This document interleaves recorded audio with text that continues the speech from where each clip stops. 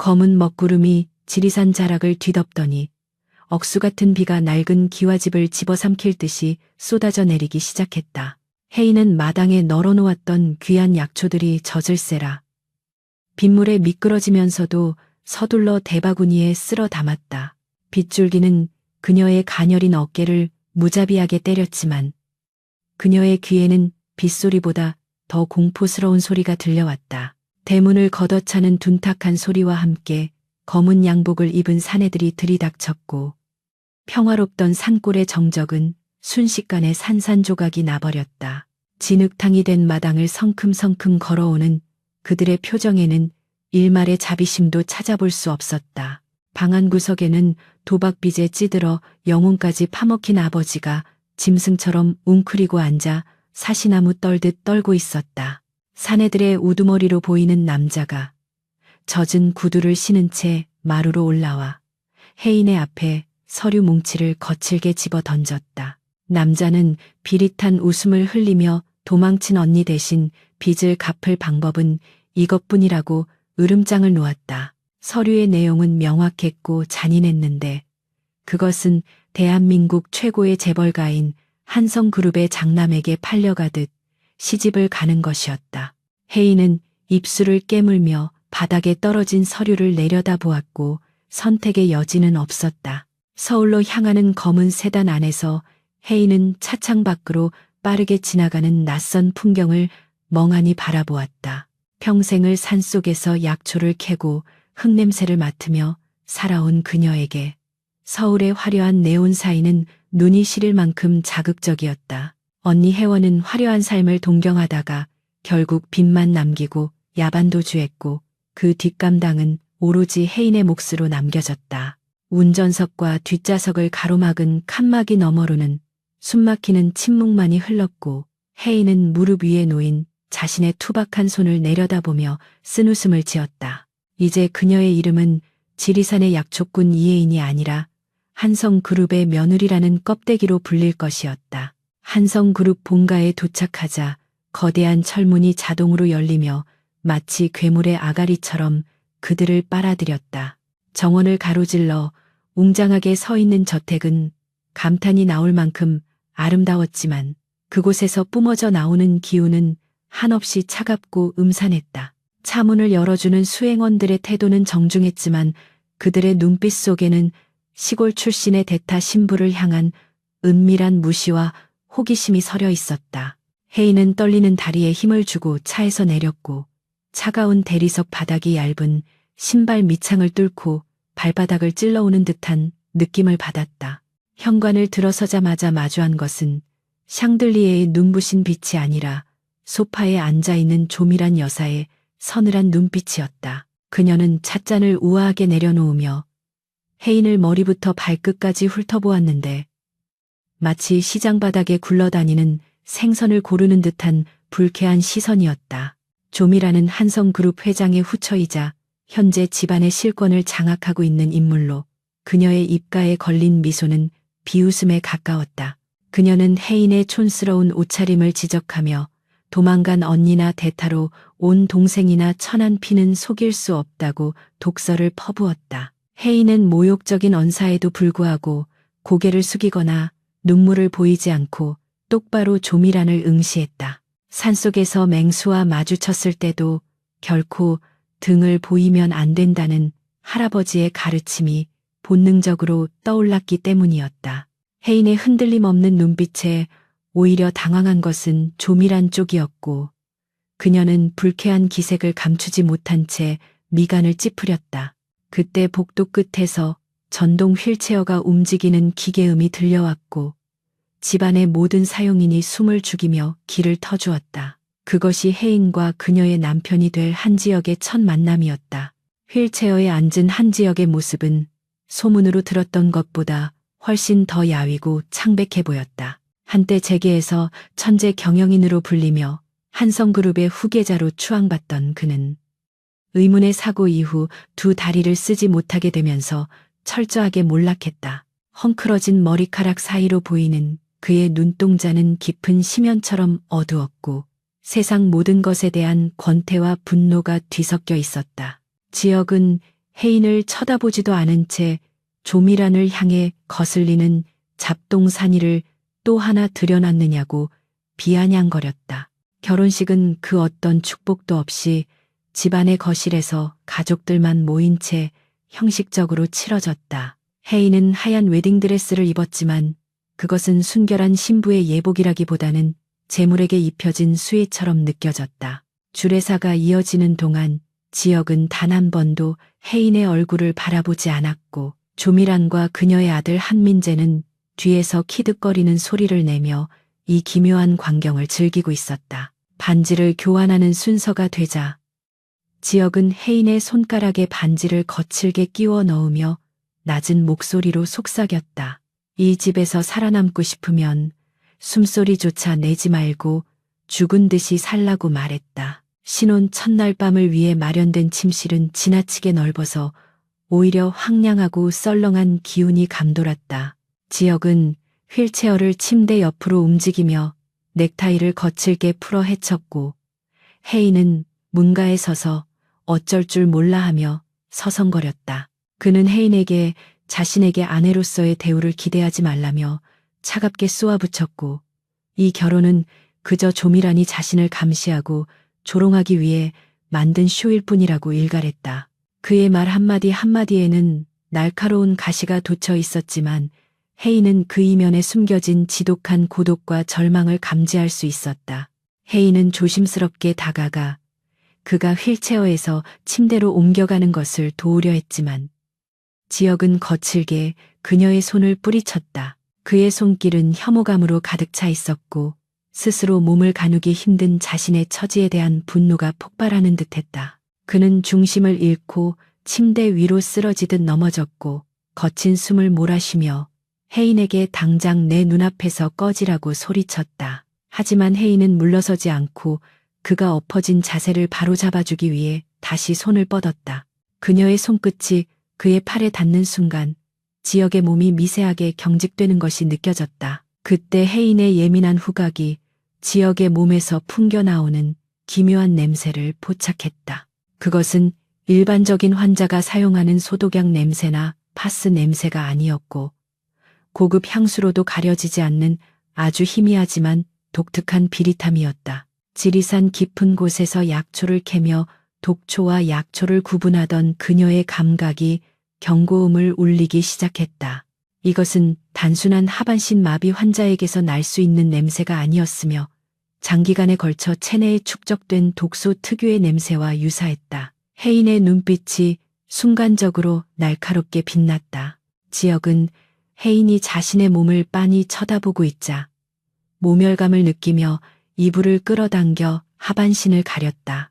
그는 자신을 동정하지 말라고 으르렁거렸지만 혜인은 그의 눈을 똑바로 바라보며 동정이 아니라 진찰을 하는 것이라고 차분하게 대답했다. 지역은 기가 막히다는 듯 헛웃음을 터뜨리며 시골에서 올라온 무식한 여자가 의사 흉내라도 내고 싶은 거냐고 비꼬았다. 하지만 혜인은 그의 조롱에 아랑곳하지 않고 방 한쪽에 놓인 물병을 집어들었다. 그녀는 그 물에서 아까 맡았던 그 미세한 냄새가 더 강하게 나고 있음을 확신했다. 혜인은 물병을 내려놓으며 마음속으로 조용히 가설을 세우기 시작했다. 남편의 다리가 움직이지 않는 것은 사고, 후유증 때문일 수도 있지만 누군가 의도적으로 회복을 방해하고 있을 가능성이 농후했다. 그녀는 시선을 돌려 방문 틈으로 새어들어오는 희미한 빛을 바라보며 이 거대한 저택이 단순한 집이 아니라 정교하게 설계된 감옥임을 깨달았다. 그리고 그 감옥의 간수는 다름 아닌 시어머니 조미란일 것이라는 직감이 들었다. 혜인은 주먹을 꽉 쥐며 결심했다. 살아서 나가기 위해서는, 그리고 이 빚더미에서 벗어나기 위해서는 눈앞에 있는 이 까칠한 남자를 반드시 일으켜 세워야만 한다고 생각했다. 밤이 깊어지자 저택은 죽은 듯이 고요해졌지만 혜인은 쉽사리 잠을 이루지 못하고 소파에 앉아 있었다. 침대 위에서 지역은 식은땀을 흘리며 악몽에 시달리는 듯 신음을 흘리고 있었고 그의 미간은 고통으로 깊게 찌푸려져 있었다.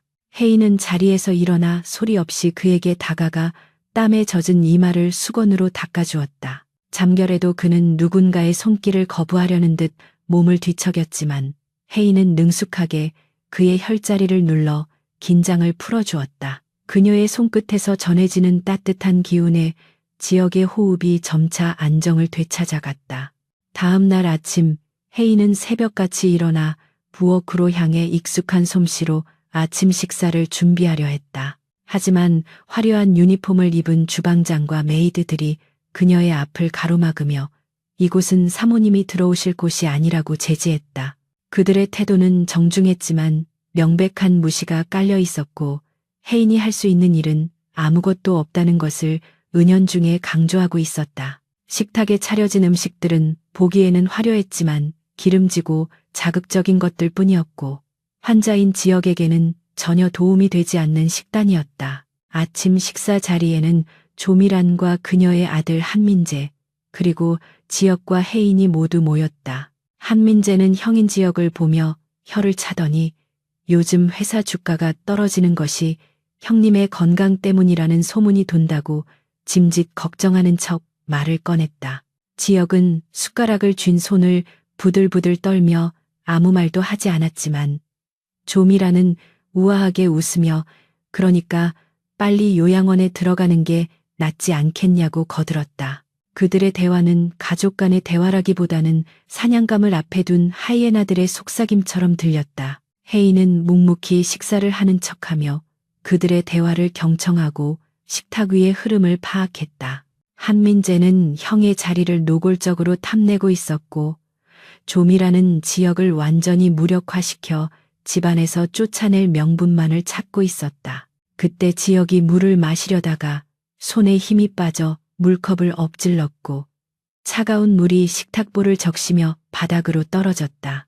조미라는 미간을 찌푸리며 혀를 찾고 한민재는 비웃음을 참지 못하고 킬킬거렸다. 사용인들조차 난처한 표정으로 지역을 바라볼 뿐 누구 하나 선뜻 나서서 도와주려 하지 않았다. 그 순간 혜인이 자리에서 벌떡 일어나 지역의 젖은 옷을 닦아주며 차분하지만 단호한 목소리로 말했다. 손이 미끄러진 것뿐인데 다들 너무 과민 반응하시는 것 같다고 일침을 가했다. 그녀의 갑작스러운 행동에 식당 안의 공기가 얼어붙었고 조미라는 감히 누가 말대꾸를 하느냐는 표정으로 혜인을 노려보았다. 혜인은 지역의 차가운 손을 감싸주며 그에게만 들릴 듯한 작은 목소리로 속삭였다. 당신이 포기하면 저들이 원하는 대로 되는 것이니 정신 똑바로 차리라고 말했다. 지역은 멍하니 자신의 손을 잡고 있는 이 당돌한 여자를 올려다보았다. 식사가 끝나고 지역은 서재로 향했고 혜인은 그를 따라가려 했으나 조미란이 그녀를 불러세웠다. 조미란은 혜인을 거실 한 구석으로 데려가 봉투 하나를 건네며 주제 파악을 하고 조용히 지내면 콩고물이라도 떨어질 것이라고 회유했다. 봉투 안에는 적지 않은 액수의 수표가 들어있었지만 혜인은 그것이 자신의 침묵과 복종을 사는 값임을 정확히 알고 있었다. 혜인은 봉투를 다시 조미란의 손에 쥐어주며 자신은 돈이 아니라 남편의 건강을 챙기러 온 것이라고 정중하게 거절했다. 조미란의 얼굴이 분노로 붉게 달아올랐다.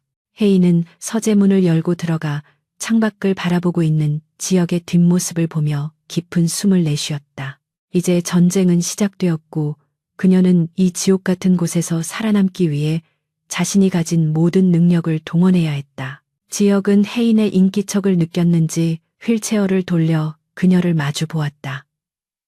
아침 식사 때와는 달리 그의 눈빛에는 호기심과 경계심이 동시에 서려 있었다. 그는 혜인에게 도대체 무슨 꿍꿍이냐고 물었고 혜인은 천천히 그에게 다가가며 단호하게 대답했다. 당신을 다시 걷게 만들 것이라고 선언했다. 창백한 아침 햇살이 두꺼운 커튼 틈새를 비집고 들어와 침실의 어둠을 힘겹게 밀어내고 있었다. 지역은 습관처럼 눈을 떴지만 그의 표정에는 하루를 시작하는 활기 대신 지독한 권태와 무력감만이 가득했다. 그의 곁에는 밤새 그를 간호하다가 소파에 불편하게 기대어 잠든 혜인이 있었고 그녀의 작은 몸은 낯선 환경에 위축된 듯 웅크려 있었다.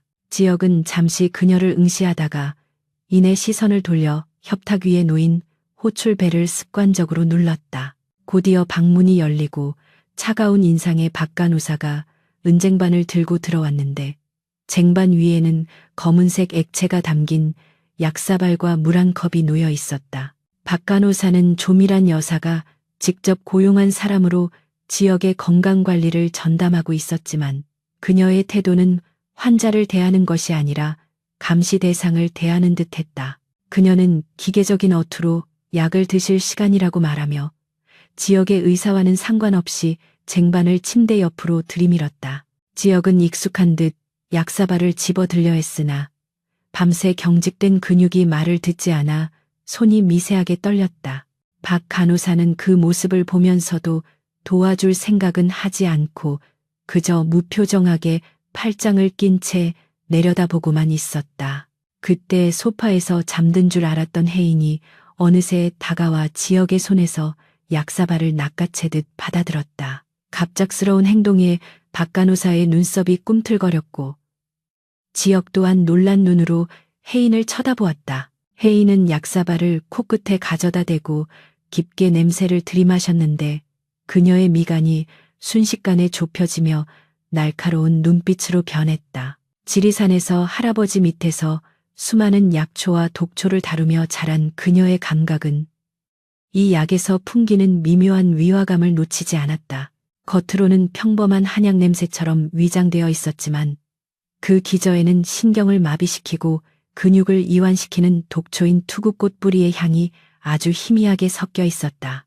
혜인은 박 간호사를 노려보며 이 약의 성분이 도대체 무엇이냐고 차분하지만 힘있는 목소리로 물었다. 박 간호사는 당황한 기색을 감추며 병원 처방에 따른 근육 이완제와 진통제일 뿐이라고 딱딱하게 대답했다.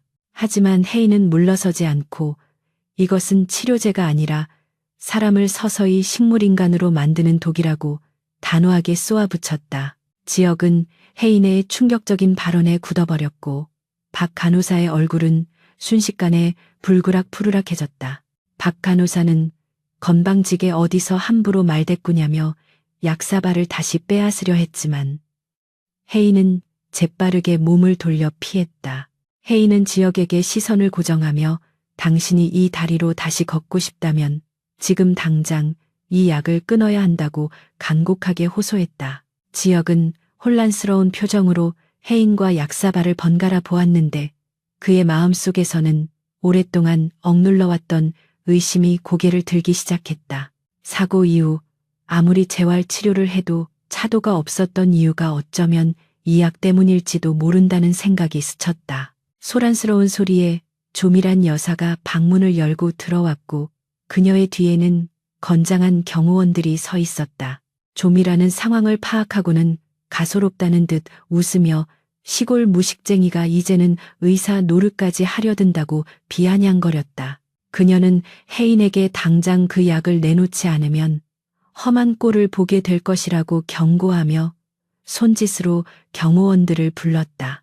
혜인은 위협적인 상황에서도 물러서지 않고 약사발을 꽉 쥐었지만 지역이 낮은 목소리로 그만하라고 제지했다. 지역은 혜인의 손에서 약사발을 가져다가 단숨에 마셔버렸고 혜인은 경악하며 그를 말리려 했지만 이미 늦은 상태였다. 지역은 빈 그릇을 박 간호사에게 던지듯 건네며 이제 만족했으면 다들 꺼지라고 차갑게 으르렁거렸다. 조미라는 승리감에 도취된 미소를 지으며 방을 나갔고 박 간호사도 콧방귀를 뀌며 그 뒤를 따랐다. 방 안에는 다시 무거운 침묵만이 남았고 혜인은 안타까움과 분노가 뒤섞인 표정으로 지역을 바라보았다. 지역은 혜인의 시선을 피하며 창밖으로 고개를 돌렸는데 그의 입가에는 자조적인 미소가 걸려 있었다. 그는 혜인에게 이 집안에서 살아남으려면 계란으로 바위치기는 하지 않는 게 좋다고 힘없이 충고했다. 하지만 혜인은 포기하지 않고 지역의 휠체어 옆에 무릎을 꿇고 앉아 그의 눈을 똑바로 바라보았다. 그녀는 당신이 마신 독을 중화시킬 방법을 내가 알고 있으니 나를 한 번만 믿어달라고 절박하게 말했다. 혜인은 방을 나서서 부엌으로 향했는데 그곳은 마치 적진 한가운데로 들어가는 것처럼 살벌한 기운이 감돌았다. 주방장과 보조들은 혜인을 투명 인간 취급하며 바쁘게 움직였고 그녀가 식재료에 손을 대려 하자 노골적으로 방해했다. 혜인은 굴하지 않고 냉장고를 뒤져 필요한 재료들을 찾아냈지만 주방장이 앞을 가로막으며 사모님이 허락하지 않은 음식은 만들 수 없다고 으름장을 놓았다. 혜인은 주방장의 눈을 피하지 않고 이것은 내 남편을 위한 것이라고 단호하게 맞섰다. 신랑이 끝에 혜인은 겨우 구석진 화구 하나를 차지할 수 있었고 가져온 짐꾸러미에서 말린 약초들을 꺼냈다. 그녀는 지리산에서 가져온 해독에 좋은 감초와 녹두 그리고 몇 가지 특수 약초를 배합하여 약탕기에 넣고 끓이기 시작했다. 부엌에는 금세 쌉싸름하면서도 구수한 향기가 퍼져나갔고 사용인들은 코를 킁킁거리며 호기심 어린 눈길을 보냈다. 혜인은 불 조절에 온 신경을 집중하며 지역의 몸에 쌓인 독소가 빠져나가는 상상을 했다. 약이 다 끓여지자 혜인은 정성스럽게 탕약을 걸러내어 따뜻한 찻잔에 담아 다시 침실로 올라갔다. 지역은 침대에 기대어 멍하니 천장을 바라보고 있었는데 그의 안색은 아까보다 더욱 창백해져 있었다. 혜인은 찻잔을 내밀며 이것은 독을 빼내는 해독차이니 속는 셈치고 마셔보라고 권했. 지역은 의심스러운 눈초리로 검붉은 액체를 바라보았지만 혜인의 눈빛에 담긴 진심을 외면하기 힘들었다. 지역은 떨리는 손으로 찻잔을 받아들고 조심스럽게 한 모금을 마셨는데 입안 가득 퍼지는 강한 쓴맛에 인상을 찌푸렸다. 하지만 쓴맛 뒤에는 기묘한 온기가 목구멍을 타고 내려와 차갑게 식어있던 뱃속을 따뜻하게 데워주었다. 그는 묘한 기분을 느끼며 찻잔을 비웠고 혜인은 빈잔을 받아들며 안도의 한숨을 내쉬었다. 그녀는 이제부터 매일 식사 때마다 이 차를 마셔야 한다고 당부하며 그의 젖은 이마를 닦아주었다. 며칠이 지나자 지역의 몸에 미세한 변화가 나타나기 시작했는데 그것은 긍정적인 신호인 동시에 고통스러운 과정이었다. 밤마다 다리에 벌레가 기어가는 듯한 소름 끼치는 감각과 함께 찌릿한 통증이 그를 괴롭혔다. 지역은 고통에 몸부림치며 비명을 질렀고 박간호사는 진통제를 투여하려 했지만 혜인이 필사적으로 막아섰다. 혜인은 이것이 죽어있던 신경이 살아나는 명현 현상이라며 지역의 손을 꼭 잡고 조금만 더 참아달라고 애원했다. 지역은 식은땀을 비오듯 흘리며 혜인의 손을 부서질 듯 꽉 쥐었는데 그 악력은 마비된 환자라고는 믿기 힘들 정도로 강했다. 그는 고통 속에서도 혜인의 눈을 바라보며 정말로 내 다리가 낫고 있는 것이냐고 갈라진 목소리로 물었다. 혜인은 확신에 찬 목소리로 그렇다고 대답하며 밤새 그의 다리를 주무르고 혈자리를 눌러주었다. 그녀의 손길이 닿는 곳마다 뜨거운 열기가 전해지며 지역은 서서히 안정을 되찾아갔다. 어느 날 밤 지역은 잠에서 깨어 자신의 발가락 끝이 미세하게 움직이는 것을 목격하고는 자신의 눈을 의심했다. 그것은 아주 작은 움직임이었지만 지난 3년 동안 꿈에서조차 보지 못했던 기적과도 같은 일이었다. 그는 떨리는 마음으로 다시 한번 힘을 주었고 엄지발가락이 확실하게 까딱이는 것을 확인했다. 심장이 터질 듯이 뛰기 시작했고 그는 벅차오르는 감정을 주체하지 못해 거친 숨을 몰아쉬었다. 그때 방문이 조용히 열리고 혜인이 쟁반에 따뜻한 물수건을 담아 들어왔는데 그녀는 지역이 깨어있는 것을 보고 멈칫했다. 지역은 젖은 눈으로 혜인을 바라보며 떨리는 목소리로 방금 내 발가락이 움직였다고 고백했다. 혜인은 쟁반을 내려놓고 황급히 달려와 그의 발을 확인하고는 기쁨의 눈물을 글썽이며 환하게 웃었다.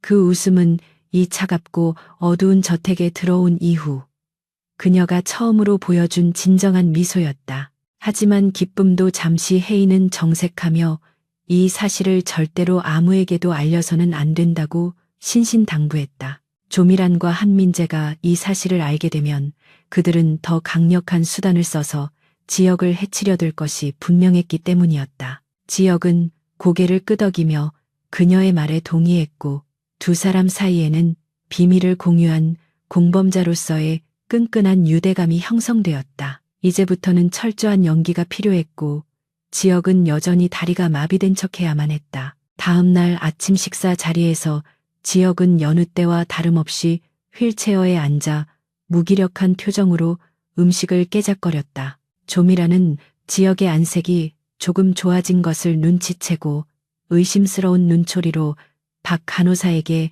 약을 제대로 먹이고 있냐고 물었다.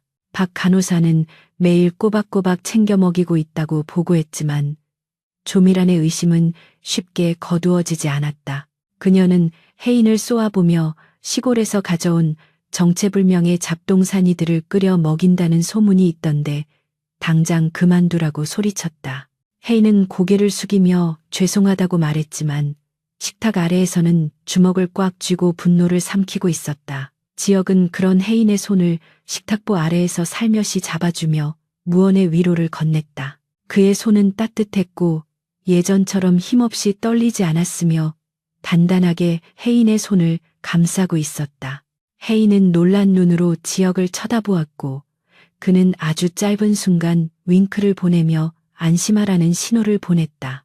그날 오후 지역은 서재에서 회사 업무 보고서를 검토하고 있었는데 문득 자신이 놓치고 있었던 중요한 단서를 발견했다. 최근 회사의 자금이 불분명한 명목으로 해외 페이퍼 컴퍼니로 흘러들어간 정황이 포착된 것이다. 그는 직감적으로 이것이 조미란과 한민재가 회사 자금을 횡령하고 있다는 증거임을 깨달았다. 하지만 지금의 무력한 상태로는 이사회에서 이 문제를 제기해봤자 오히려 역공을 당할 뿐이었다. 지역은 혜인을 서재로 불러들였고 그녀에게 자신이 발견한 의심스러운 자금 흐름에 대해 설명해 주었다. 그는 혜인에게 겉으로는 어리숙한 척하며 사교계 모임에 참석해서 정보를 수집해달라고 부탁했다. 혜인은 처음에는 망설였지만 이내 결의에 찬 표정으로 고개를 끄덕이며 당신의 다리가 되어 뛰겠다고 약속했다. 그녀는 이제 단순히 남편을 간호하는 아내가 아니라 한성그룹의 권력 다툼에 뛰어든 전략적 파트너가 되었다. 혜인은 조미란이 주최하는 자선 바자회에 참석하기 위해 준비를 시작했고 지역은 그녀를 위해 최고급 드레스와 장신구를 주문했다. 드레스를 입은 혜인의 모습은 시골 소녀의 티를 완전히 벗어던지고 우아하고 기품 있는 재벌가 며느리의 자태를 뽐냈다. 지역은 멍하니 그녀를 바라보다가 헛기침을 하며 제법 그럴듯해 보인다고 퉁명스럽게 칭찬했다. 혜인은 거울 속에 자신을 보며 마음을 다잡았다. 이제부터는 늑대들이 우글거리는 소굴로 직접 걸어 들어가야 할 시간이었다. 바자회 장소는 화려한 호텔 볼룸이었고 서울의 내로라 하는 사모님들이 모두 모여 서로의 부와 권력을 과시하고 있었다. 혜인이 등장하자 장내는 일순간 조용해졌고 사람들의 시선은 그녀에게 집중되었다. 조미라는 비웃음을 흘리며 혜인에게 다가와 촌닭이 봉황 흉내를 낸다고 다 봉황이 되는 것은 아니라고 속삭였다. 하지만 혜인은 우아하게 미소 지으며 어머님 덕분에 좋은 옷을 입어본다고 여유롭게 받아쳤다. 조미란의 표정이 일그러졌고 주변 사람들은 수군거리기 시작했다. 혜인은 자연스럽게 부인들 무리에 섞여 들어갔고 특유의 친화력과 순박해 보이는 외모를 무기로 경계심을 허물었다. 그녀는 대화 도중 은근슬쩍 한성그룹의 최근 이슈나 조미란의 측근들에 대한 이야기를 꺼냈고 부인들은 별 의심 없이 정보를 흘렸다. 그 중에는 조미란이 최근 차명 계좌를 통해 거액의 부동산을 매입했다는 결정적인 정보도 포함되어 있었다. 혜인은 이 모든 내용을 머릿속에 각인시키며 와인잔을 기울였다. 그날 밤 혜인은 지역에게 자신이 알아낸 정보들을 낱낱이 보고했고 지역은 그녀의 능력에 감탄을 금치 못했다. 그는 혜인이 가져온 정보들이 퍼즐 조각처럼 맞춰지며 조밀한 일당의 비리 구조가 명확하게 드러나는 것을 확인했다. 지역은 휠체어 팔걸이를 두드리며 이제 반격을 준비할 때가 되었다고 중얼거렸다. 그의 눈빛은 더 이상 패배자의 것이 아니었고 먹잇감을 노리는 맹수의 그것처럼 형형하게 빛나고 있었다. 한성그룹의 창립 기념일이 다가오면서 본가 정원은 파티 준비로 분주했다. 정원사들은 나무를 다듬고 있었고 메이드들은 곳곳에 화려한 조명을 설치하느라 땀을 흘리고 있었다. 지역은 창가에 앉아 그 부산스러운 풍경을 무표정하게 내려다보고 있었는데 그의 눈에는 축제 분위기에 어울리지 않는 차가운 냉소가 서려 있었다. 창립 기념일은 본래 회사의 주인이었던 자신이 가장 빛나야 할 자리였지만 지금은 다리를 잃은 폐인이 되어 구석에 처박혀 있는 신세였다. 혜인은 지역의 뒤에서 조용히 휠체어를 밀어주며 그의 어깨에 내려앉은 무거운 침묵을 느꼈다. 그녀는 오늘 파티가 단순한 행사가 아니라 한민재가 자신의 입지를 굳히기 위해 마련한 쇼라는 것을 직감하고 있었다. 민재는 최근 무리하게 추진하던 리조트 사업의 성과를 과시하며 아버지인 한 회장의 신임을 얻으려 혈안이 되어 있었다. 혜인은 지역의 귀에 대고 걱정스러운 목소리로 속삭였다. 오늘은 컨디션이 좋지 않으니 참석하지 않는 게 좋겠다고 권유했다. 하지만 지역은 고개를 가로저으며 피하는 것은 패배를 인정하는 것이라고 단호하게 말했다. 그는 비록 다리는 쓰지 못하지만 정신만은 아직 살아있다는 것을 저들에게 보여줘야 한다고 으르렁거렸다.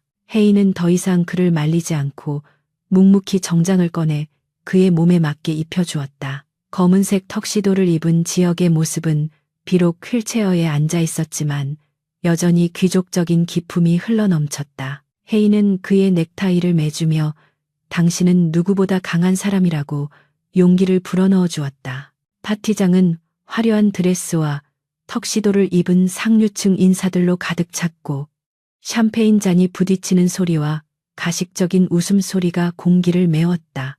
지역이 혜인이 미는 휠체어를 타고 나타나자 장내는 일순간 조용해졌고 사람들의 시선이 그들에게 쏠렸다. 그 시선들 속에는 동정, 조롱, 그리고 호기심이 뒤섞여 있었지만 지역은 고개를 꼿꼿이 들고 그들을 마주 보았다.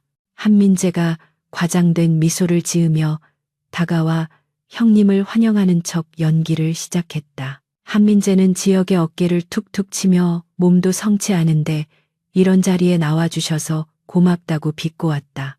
주변 사람들은 민재의 무례한 태도를 보면서도 짐짓 모르는 척 웃어넘겼고 지역의 표정은 딱딱하게 굳어갔다. 민재는 한술 더 떠서 정원 중앙에 있는 연못가로 지역을 데려가며 자신이 새로 들여온 희귀한 비단잉어를 구경시켜주겠다고 제안했다. 연못가는 경사가 가파르고 바닥이 미끄러워 휠체어가 다니기에 위험한 곳이었지만 민재는 아랑곳하지 않았다. 혜인은 불안한 마음에 지역의 휠체어를 꼭 잡고 민재의 뒤를 따랐는데 민재가 갑자기 멈춰서며 혜인에게 샴페인을 가져오라고 심부름을 시켰다. 혜인이 머뭇거리자 민재는 눈을 부라리며 형수의 본분을 잊지 말라고 윽박질렀다. 지역은 혜인에게 괜찮으니 다녀오라고 눈짓을 했고 혜인은 어쩔 수 없이 발걸음을 돌렸다. 하지만 그녀는 멀리 가지 않고 기둥 뒤에 숨어 민재의 행동을 예의주시했다. 혜인이 자리를 비우자마자 민재는 묘한 미소를 지으며 지역의 휠체어 뒤쪽으로 다가가 무언가를 조작하는 듯한 손놀림을 보였다. 그러고는 실수인 척 휠체어를 놓아버렸고 경사로에 있던 휠체어는 순식간에 속도를 내며 연못을 향해 굴러가기 시작했다. 지역은 당황하여 브레이크를 잡으려 했지만 웬일인지 브레이크가 전혀 작동하지 않았다. 사람들의 비명과 함께 지역의 몸이 차가운 연못물 속으로 처박히기 직전이었다. 그때 어디선가 혜인이 바람처럼 달려 나와 몸을 날려 휠체어의 바퀴를 맨손으로 잡아챘다. 휠체어는 연못 가장자리에서 아슬아슬하게 멈췄지만 그 충격으로 혜인은 바닥에 나뒹굴었고 그녀의 손바닥은 바퀴와의 마찰로 찢어져 피가 흐르고 있었다. 지역은 멍하니 자신의 눈앞에서 거친 숨을 몰아쉬고 있는 혜인을 바라보았고 심장이 터질 듯이 요동쳤다. 민재는 당황한 기색을 감추며 황급히 달려와 형님 괜찮으시냐고 소리쳤다. 혜인은 찢어진 손을 치마폭에 감추며 자리에서 일어났고 민재를 향해 서늘한 눈빛을 쏘아붙였다. 민재는 혜인의 기세에 눌려 잠시 주춤했지만 이내 표정을 관리하며 휠체어가 낡아서 고장이 난 모양이라고 둘러댔다. 혜인은 휠체어 바퀴 쪽을 슬쩍 확인하고는 누군가 인위적으로 브레이크 와이어를 훼손한 흔적을 발견했다. 하지만 그녀는 그 자리에서 민재를 추궁하는 대신 지역을 보호하듯 앞을 막아서며 남편이 놀랐으니 방으로 모시겠다고 차갑게 말했다. 방으로 돌아온 지역은 분노로 인해 온몸을 떨고 있었고 그의 주먹은 하얗게 질려 있었다. 그는 자신이 동생에게 살해당할 뻔했다는 사실보다 사람들 앞에서 무력한 모습을 보였다는 수치심에 치를 떨었다.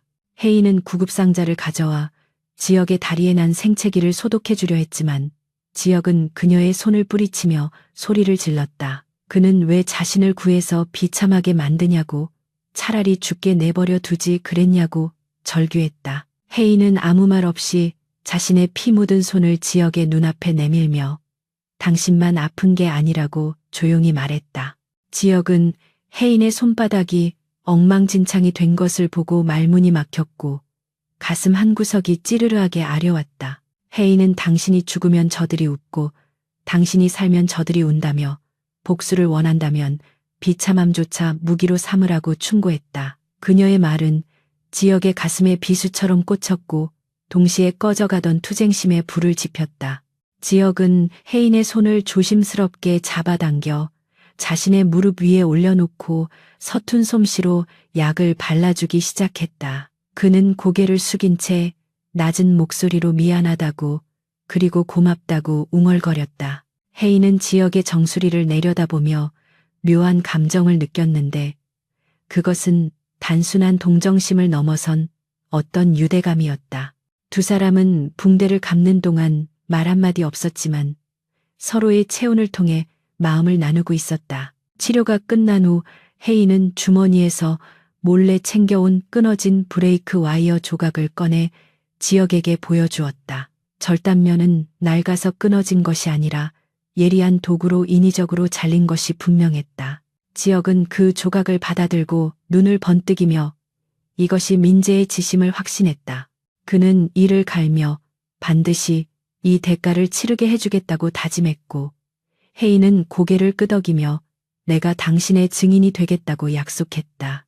그날 밤 지역은 혜인에게 정식으로 제안을 했는데 그것은 단순한 부부가 아닌 완벽한 파트너로서의 동맹이었다. 그는 자신이 다시 일어서서 그룹을 장악하게 되면 혜인에게 원하는 모든 것을 주겠다고 맹세했다. 혜인은 돈이나 명예는 필요 없다며 다만 당신이 진정한 왕이 되어 나를 이 지옥 같은 집에서 해방시켜달라고 요구했다. 두 사람은 달빛 아래에서 굳은 악수를 나누었고 이것은 그들의 운명을 바꿀 어둠의 동맹의 시작이었다. 다음 날부터 지역과 혜인의 작전은 더욱 치밀해졌는데 혜인은 겉으로는 여전히 순박한 시골 며느리 연기를 하며 집안 곳곳을 누볐다. 그녀는 민재의 방을 청소한다는 핑계로 잠입하여 그의 쓰레기통에서 찢어진 메모 조각들을 수거했고 조밀안의 통화 내용을 엿듣기 위해 도청 장치까지 설치하는 대담함을 보였다. 지역은 혜인이 가져온 정보들을 바탕으로 민재의 사업상 약점을 분석하며 반격의 시나리오를 짜기 시작했다. 한편 지역의 다리 상태는 혜인의 헌신적인 치료 덕분에 눈에 띄게 호전되고 있었다. 이제는 발가락뿐만 아니라 발목까지 움직일 수 있게 되었고 밤이면 혜인의 부축을 받아 침대 옆에서 서는 연습을 몰래 시작했다. 처음으로 두 발로 바닥을 딛고 섰을 때 지역은 다리에 힘이 풀려 주저앉을 뻔했지만 혜인이 그를 단단히 받쳐주었다. 지역은 혜인의 어깨에 기대어 거친 숨을 몰아쉬며 내가 걷게 되는 날 제일 먼저 당신과 춤을 추겠다고 농담처럼 말했다. 혜인은 얼굴을 붉히며 쓸데없는 소리 하지 말고 다리에 힘이나 주라고 핀잔을 주었지만 입가에는 미소가 번져 있었다. 그들의 비밀스러운 재활 훈련은 매일 밤 계속되었고 그 과정에서 두 사람 사이에는 묘한 스킨십과 함께 감정의 싹이 트기 시작했다. 지역은 혜인의 땀 냄새가 향수보다 좋다고 느꼈고 혜인은 지역의 날카로운 눈매가 가끔은 부드럽게 느껴졌다. 그러던 중 회사 내에서 한민재의 리조트 사업에 대한 부정적인 여론이 형성되기 시작했는데 그것은 지역이 익명으로 언론에 정보를 흘린 덕분이었다. 주주들은 민재의 경영 능력에 의구심을 품기 시작했고 조미라는 아들을 보호하기 위해 동분서주했다. 민재는 누군가 내부에서 정보를 유출하고 있다고 의심하며 눈에 불을 켜고 범인을 찾아다녔지만 다리 병신인 형이 그랬을 것이라고는 상상조차 하지 못했다. 어느 날 저녁 민재는 술에 취해 지역의 방으로 쳐들와 행패를 부리기 시작했다. 그는 지역의 멱살을 잡고 네가 감히 내 뒤를 캐고 다니냐며 주먹을 휘둘렀다. 혜인이 비명을 지르며 말리려 했지만 민재는 그녀를 거칠게 밀쳐버렸고 혜인은 벽에 부딪혀 신음을 흘렸다. 넘어진 혜인을 본 순간 지역의 눈동자가 뒤집혔고 그는 휠체어에서 튀어나갈 듯이 몸을 일으키려 했다. 지역의 갑작스러운 움직임에 민재는 깜짝 놀라 뒷걸음질 쳤고 술이 확 깨는 듯한 표정을 지었다. 방금 지역의 다리가 움직인 것을 본 것 같았지만 어두운 조명 탓에 확신할 수는 없었다. 민재는 헛것을 보았다고 생각하며 고개를 저었지만 찝찝한 기분을 떨칠 수 없었다. 그는 지역에게 다시는 내 눈에 띄지 말라고 경고하며 방을 나갔지만 지역의 눈빛은 그 어느 때보다 살기로 번득이고 있었다. 혜인은 아픈 몸을 이끌고 지역에게 다가와 괜찮냐고 물었고 지역은 혜인을 와락 끌어안았다. 그는 떨리는 목소리로 다시는 너를 다치게 하지 않겠다고 속삭였고 혜인은 그의 품 안에서 안도의 눈물을 흘렸다. 그날 밤 두 사람은 서로의 심장 소리를 들으며 잠이 들었고 복수의 칼날은 더욱 날카롭게 벼려지고 있었다. 이제 지역에게 혜인은 단순한 조력자가 아닌 지켜야 할 소중한 존재가 되어버렸다. 며칠 뒤 지역은 혜인에게 중요한 임무를 하나 맡겼는데 그것은 한민재의 비밀 금고 위치를 알아내는 것이었다. 민재가 횡령한 자금의 흐름을 추적한 결과 모든 증거가 그 금고 안에 있다는 결론에 도달했기 때문이었다. 혜인은 위험한 일임을 알았지만 지역을 위해 기꺼이 하겠다고 대답했다. 그녀는 민재가 자주 가는 별장의 청소부로 위장 취업할 계획을 세웠고 지역은 그녀의 안전을 위해 최첨단 소형 카메라와 녹음기를 건네주었다. 한성그룹의 본사 회의실 공기는 그 어느 때보다 무겁고 날카로웠으며 창밖으로 보이는 서울의 전경조차 우울한 잿빛으로 물들어 있었다. 최근 불거진 리조트 부실 공사 의혹과 비자금 조성 스캔들은 그룹의 주가를 곤두박질치게 만들었고 주주들의 원성은 하늘을 찌르고 있었다. 조미란과 한민재는 이 모든 사태의 책임을 과거 지역이 결제했던 서류 탓으로 돌리며 그를 완전히 매장시키기 위한 시나리오를 완성해 놓고 있었다. 지역은 서재에서 뉴스 속보를 지켜보며 주먹을 꽉 쥐었는데 화면 속 앵커는 한성그룹의 몰락을 예고하듯 자극적인 멘트를 쏟아내고 있었다. 이것은 명백히 조미란이 언론을 매수하여 터뜨린 것이었고 지역을 희생양으로 삼아 자신들의 비리를 덮으려는 수작이었다. 지역은 당장이라도 회사로 달려가고 싶었지만 아직 완벽한 물증이 없었기에 섣불리 움직일 수 없는 자신의 처지를 한탄했다. 그 시각 혜인은 경기도 가평에 위치한 한민재의 은밀한 별장 근처 숲속에 몸을 숨긴 채 기회를 엿보고 있었다. 쏟아지는 빗줄기가 그녀의 시야를 가렸지만 오히려 감시 카메라의 시야를 흐리게 해주는 데 도움이 되었다. 그녀는 화려한 드레스 대신 검은색 등산복을 입고 있었고 머리는 질끈 묶어 활동하기 편하게 만들었는데 영락없는 산골 약초꾼의 모습이었다. 혜인은 별장 담벼락 개구멍을 통해 정원으로 잠입하는 데 성공했지만 곧바로 사나운 사냥개 두 마리와 마주치고 말았다. 개들은 낯선 침입자를 보고 이빨을 드러내며 으르렁거렸지만 혜인은 당황하지 않고 품 안에서 미리 준비한 육포를 꺼내 던져주었다. 그 육포에는 그녀가 지리산에서 채취한 강력한 수면초 성분이 들어있었고 개들은 아무 의심 없이 고기를 삼킨 뒤 몇 분 지나지 않아 푹 쓰러져 잠들었다. 보안 요원들이 순찰을 도는 사이 혜인은 배수관을 타고 2층 테라스로 날렵하게 기어 올라갔는데 어린 시절 절벽에서 약초를 캐던 실력이 빛을 발하는 순간이었다. 그녀는 잠겨있는 창문의 걸쇠를 가느다란 철사 하나로 능숙하게 열고 방 안으로 미끄러지듯 들어갔다. 그곳은 한민재가 개인적인 업무를 보는 서재였고 벽에 걸려있는 기괴한 추상화 뒤에 금고가 숨겨져 있다는 정보는 정확했다. 문제는 금고의 비밀번호였는데 지역이 알려준 몇 가지 가능한 조합을 시도해 보았지만 굳게 닫힌 문은 열릴 기미가 보이지 않았다. 시간이 지체될수록 발각될 위험은 커져만 갔고 밖에서는 보안 요원들의 발자국 소리가 점점 가까워지고 있었다. 혜인은 식은땀을 흘리며 한민재의 성격을 분석해 보았고 그가 자기애가 강하고 과시욕이 심하다는 점을 떠올렸다.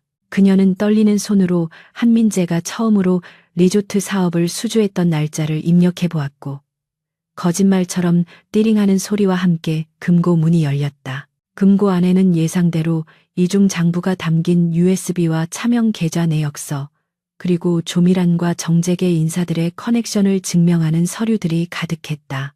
혜인은 서둘러 자료들을 방수가방에 챙겨 넣고 들어왔던 창문을 통해 밖으로 빠져나갔다. 그녀가 담벼락을 넘어 숲으로 사라지자마자 별장 안에서는 뒤늦게 침입 흔적을 발견하고 비상벨이 울리기 시작했다. 혜인은 진흙탕을 구르고 가시덤불에 긁히면서도 멈추지 않고 산 아래 대기하고 있던 택시를 향해 전력 질주했다. 택시에 올라탄 그녀의 몰골은 엉망진창이었지만 가방을 끌어안은 그녀의 눈빛만은 승리감으로 반짝이고 있었다. 다음 날 아침 한성그룹 대회의실에서는 긴급 임원 회의가 소집되었고 조미라는 회심의 미소를 지으며 상석에 앉아 있었다. 그녀는 지역의 해이만을 안건으로 상정하며 그가 과거에 저지른 잘못된 판단으로 회사가 위기에 처했다고 목소리를 높였다. 임원들은 조미란의 눈치를 보며 아무 말도 하지 못했고 분위기는 이미 그녀의 뜻대로 흘러가는 듯했다. 그때 회의실 문이 벌컥 열리며 지역이 탄 휠체어가 들어왔고 그의 뒤에는 단정한 정장 차림의 혜인이 서 있었다. 조미라는 눈썹을 치켜 세우며 여기가 어디라고 감히 들어오냐고 소리쳤지만 지역은 아랑곳하지 않고 테이블 상석 반대편으로 이동했다. 지역은 마이크를 잡고 차분한 목소리로 이번 사태의 진실을 밝히러 왔다고 선언했다. 한민재는 코웃음을 치며 형님이 무슨 수로 진실을 밝히냐며 당장 경비원을 불러 끌어내라고 소란을 피웠다. 하지만 지역은 혜인에게 눈짓을 보냈고 혜인은 품 안에서 어젯밤 목숨을 걸고 가져온 서류 봉투를 꺼내 테이블 위에 쏟아부었다. 흩어진 서류들 사이로 한민재의 서명이 들어간 페이퍼 컴퍼니 설립 문서와 불법 자금 이체 내역이 적나라하게 드러났다. 회의실은 순식간에 아수라장이 되었고 임원들은 경악한 표정으로 서류를 돌려보며 웅성거리기 시작했다. 조미란의 얼굴은 하얗게 질렸고 한민재는 믿을 수 없다는 듯 서류를 낚아채 확인하더니 사시나무 떨듯 떨기 시작했다. 지역은 싸늘한 미소를 지으며 이 모든 비리의 몸통이 누구인지 그리고 회사를 위기로 몰아넣은 진짜 범인이 누구인지 명백해졌다고 일갈했다. 조미라는 당황하여 이것은 조작된 서류라고 발악했지만 지역은 USB를 들어 보이며 이곳에 담긴 녹취록과 영상 파일도 조작이라고 우길 셈이냐고 반박했다. 임원들의 시선은 이제 지역이 아닌 조미란과 한민재를 향한 비난으로 바뀌어 있었고 대세는 완전히 역전되었다. 지역은 감사팀을 호출하여 즉시 한민재 상무에 대한 특별 감사를 실시할 것을 지시했다. 회의가 끝나고 지역과 혜인은 승리자로서 당당하게 회의실을 빠져나왔지만 복도 끝에서 기다리고 있던 조미란과 마주쳤다. 조미란은 도끼가 서린 눈으로 혜인을 노려보며 내년이 감히 내 뒤통수를 치냐고 소리를 질렀다. 그녀는 혜인의 뺨을 때리기 위해 손을 치켜들었지만 그 손은 허공에서 지역의 강력한 악력에 의해 저지당했다. 지역은 조미란의 손목을 으스러질 듯 꽉 쥐며 다시는 내 아내에게 손대지 말라고 났지만 위협적인 목소리로 경고했다. 조미란은 지역의 눈에서 뿜어져 나오는 살기에 눌려 헛바람을 들이켰고 휠체어에 앉은 사람이라고는 믿기 힘든 힘에 공포를 느꼈다. 지역은 더럽다는 듯 그녀의 손을 뿌리치고 혜인에게 가자고 말하며 휠체어를 돌렸다. 엘리베이터에 탄 두 사람은 문이 닫히자마자 긴장이 풀린 듯 동시에 깊은 한숨을 내쉬었다. 지역은 혜인에 긁히고 멍든 손등을 어루만지며 고생했다고 말했고 그의 눈빛에는 미안함과 고마움이 가득했다. 혜인은 지역의 따뜻한 손길에 얼굴을 붉히며 당신이 이겨서 다행이라고 수줍게 웃었다. 하지만 이 승리는 전쟁의 서막에 불과했고 궁지에 몰린 쥐가 고양이를 물듯 조밀한 일당이 더 끔찍한 짓을 저지를 것이라는 예감이 들었다. 지역은 혜인에게 당분간은 더욱 조심해야 한다며 경호원을 붙여주겠다고 했지만 혜인은 고개를 저으며 거절했다. 그녀는 눈에 띄는 행동은 오히려 적들을 자극할 뿐이라며 자신이 알아서 대처하겠다고 고집을 피웠다. 그날 밤 혜인은 지역의 다리를 마사지해주며 오늘 회의실에서 보여준 당신의 모습은 정말 멋있었다고 칭찬했다. 지역은 쑥스러운 듯 헛기침을 하며 당신이 가져온 무기가 훌륭했기 때문이라고 공을 돌렸다. 두 사람 사이에는 훈훈한 기류가 흘렀지만 창밖에서는 천둥 번개가 치며 폭풍우가 몰아치고 있었다. 며칠 뒤 한성그룹의 주가는 지역의 신속한 대처와 투명한 경영선언 덕분에 반등세로 돌아섰고 여론은 지역을 옹호하는 쪽으로 기울었다. 한민재는 보직 해임되어 근신 처분을 받았고 조미라는 대외 활동을 중단한 채 칩거에 들어갔다. 사람들은 정의가 승리했다고 환호했지만 지역과 혜인은 알고 있었다. 저들은 절대 이대로 물러날 위인들이 아니며 더 은밀하고 치명적인 독을 품고 돌아올 것이라는 사실을 말이다.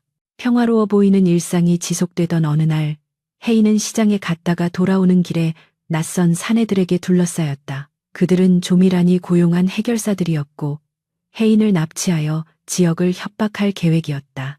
혜인은 장바구니를 휘두르며 저항했지만 건장한 사내들을 당해내기에는 역부족이었고 결국 검은 승합차에 강제로 태워졌다. 납치된 차 안에서 혜인은 두려움에 떨면서도 정신을 잃지 않으려 애쓰며 주머니 속에 있던 위치 추적기를 켰다. 그것은 지역이 만약을 대비해 혜인에게 선물한 목걸이 펜던트 속에 숨겨져 있던 최첨단 장치였다. 혜인은 지역이 반드시 자신을 구하러 올 것이라고 믿으며 입술을 깨물었다. 한편 회사에서 업무를 보던 지역은 혜인의 위치 신호가 경로를 이탈하여 외곽으로 빠르게 이동하는 것을 확인하고 사색이 되었다. 그는 즉시 비서실장에게 연락하여 경호팀을 소집하라고 지시했고 자신도 직접 차를 몰고 추격에 나섰다. 다리가 불편한 그가 직접 운전대를 잡는 것은 무모한 짓이었지만 지금 그에게는 이성적인 판단보다 혜인을 구해야 한다는 본능이 앞섰다. 지역은 엑셀러레이터를 밟으며 핸들을 꽉 쥐었고 그의 눈동자는 분노로 활활 타오르고 있었다. 감히 내 여자를 건드린 대가가 얼마나 처참한지 뼈저리게 느끼게 해주겠다고 다짐하며 그는 빗길을 질주했다. 이것은 더 이상 기업 간의 암투가 아니라 사랑하는 사람을 지키기 위한 처절한 사투였다. 승합차는 인적이 드문 폐공장으로 들어섰고 혜인은 거칠게 끌려가 의자에 묶였다. 납치범들의 우두머리는 조미란에게 전화를 걸어 물건을 확보했다고 보고하며 비열하게 웃었다. 혜인은 그들의 대화를 들으며 조미란이 자신을 이용해 지역에게 경영권 포기 각서를 받아내려 한다는 것을 알게 되었다. 혜인은 묶인 손을 뒤로하여 몰래 밧줄 매듭을 풀기 위해 안간힘을 썼지만 밧줄은 꼼짝도 하지 않았다. 그때 공장 문이 굉음과 함께 부서지며 지역의 차가 안으로 돌진해 들어왔다. 납치범들은 혼비백산하여 무기를 꺼내 들었고 차문이 열리며 지역이 모습을 드러냈다. 지역이 타고 온 검은 세단은 폐공장의 낡은 철문을 종잇장처럼 구겨버리며 멈춰섰고 뿌연 먼지 구름 속에서 운전석 문이 열렸다. 납치범들은 갑작스러운 상황에 당황하여 우왕좌왕했고 그 틈을 타 지역의 경호팀 차량들이 연이어 들이닥치며 공장 내부를 포위했다. 지역은 휠체어 없이 지팡이 하나에 의지한 채 차에서 내렸는데 그의 다리는 위태로워 보였지만 두 눈에서 뿜어져 나오는 살기는 주변을 압도했다. 그는 비틀거리면서도 한 걸음씩 납치범들을 향해 다가갔고 그 모습은 마치 지옥에서 기어 올라온 복수의 화신 같았다. 납치범의 우두머리가 칼을 빼들고 혜인을 인질로 삼으려 했지만 지역의 경호실장이 쏜 테이저건을 맞고 단말마의 비명과 함께 쓰러졌다. 순식간에 상황은 정리되었고 지역은 떨고 있는 혜인에게 다가가 밧줄을 풀어주었다. 혜인은 지역의 품에 안기자마자 참았던 눈물을 터뜨렸고 지역은 그녀의 등을 토닥이며 늦게 와서 미안하다고 거듭 속삭였다. 그의 목소리는 안도감과 분노로 미세하게 떨리고 있었고 혜인은 그의 가슴팍에 얼굴을 묻은 채 그가 두 발로 서 있다는 사실을 깨달았다. 집으로 돌아오는 차 안에서 두 사람은 서로의 손을 놓지 않았고 지역은 혜인의 상처를 꼼꼼히 살피며 분노를 사겼다. 그는 이번 일이야말로 조미란이 선을 넘은 명백한 증거라고 판단했고 더 이상 법이나 도덕 따위를 따지지 않고 철저하게 응징하겠다고 다짐했다. 혜인은 지역의 차가운 분노가 걱정되었지만 동시에 그가 자신을 위해 모든 것을 걸었다는 사실에 가슴이 벅차올랐다. 그녀는 지역의 손을 자신의 뺨에 가져다 대며 당신이 무사해서 다행이라고 나지막이 말했다. 한편 납치 실패 소식을 전해 들은 조미라는 분노를 참지 못하고 응접실의 도자기를 바닥에 내동댕이 쳤다. 그녀는 멍청한 놈들이 일 처리하나 제대로 못한다며 고래고래 소리를 질렀고 옆에 있던 한민재는 겁에 질려 아무 말도 하지 못했다. 조미라는 헝클어진 머리를 쓸어 넘기며 이대로 물러설 수는 없다고 중얼거렸고 그녀의 눈빛은 더욱 독하고 교활하게 변해갔다. 폭력이 통하지 않는다면 사회적으로 매장시키는 방법을 쓰기로 결심한 것이다. 며칠 뒤 한성그룹 내부 감사팀이 예고도 없이 저택으로 들이닥쳤고 그들은 혜인을 산업 스파이 혐의로 조사하겠다고 통보했다. 감사팀장은 혜인의 개인 노트북과 통장 내역에서 경쟁사로 기밀을 유출하고 거액을 받은 정황이 포착되었다고 주장했다. 혜인은 어이없는 누명의 말문이 막혔지만 감사팀장은 증거물을 들이밀며 당장이라도 수갑을 채울 기세였다. 이것은 조미란이 심어놓은 하수인들이 조작한 완벽한 덫이었다. 지역은 회사에 출근했다가 이 소식을 듣고 급히 귀가했지만 이미 집안은 감사팀과 조미란의 사주를 받은 기자들로 북새통을 이루고 있었다. 조미란은 기자들 앞에서 눈시울을 붉히며 며느리를 잘못 들여 집안과 회사가 망하게 생겼다고 가증스러운 연기를 펼쳤다. 그녀는 혜인이 시골 출신이라 돈에 눈이 멀어 이런 짓을 저지른 것 같다며 교묘하게 혜인의 출신 성분을 비하했다. 기자들은 셔터를 눌러대며 자극적인 기사를 써내려가기에 바빴다. 혜인은 거실 한복판에 죄인처럼 서 있었지만 고개를 숙이거나 당황한 기색을 보이지 않고 냉철하게 상황을 주시했다. 그녀는 조작된 통장 내역을 훑어보며 입금된 날짜와 시간이 자신이 지역과 함께 재활치료를 하던 시간임을 확인했다. 혜인은 감사팀장을 향해 이 증거가 조작되었다는 것을 증명할 수 있다고 차분하게 말했지만 팀장은 콧방귀를 뀌며 변명은 경찰서 가서 하라고 묵살했다. 그때 현관문이 거칠게 열리며 지역이 들어왔고 그는 지팡이를 짚고 성큼성큼 걸어와 혜인의 앞을 막아섰다. 지역은 감사팀장의 멱살을 잡고 당장 내 집에서 꺼지라고 소리쳤고 그의 기세에 눌린 팀장은 뒷걸음질 쳤다. 기자들은 죽어가던 줄 알았던 한지역이 두 발로 서 있는 모습을 보고 경악하며 카메라 플래시를 터뜨렸다. 지혁은 카메라를 향해 내 아내는 결백하며 이 모든 것은 조작된 음모라고 당당하게 선언했다. 조미라는 지혁의 등장에 잠시 당황했지만 이내 표정을 바꾸고 네가 여자에게 홀려 판단력이 흐려졌다며 혀를 찼다. 그녀는 지혁에게 혜인이 너 몰래 옛 애인과 연락을 주고받았다는 조작된 문자 메시지 내역까지 공개하며 불륜 의혹까지 제기했다.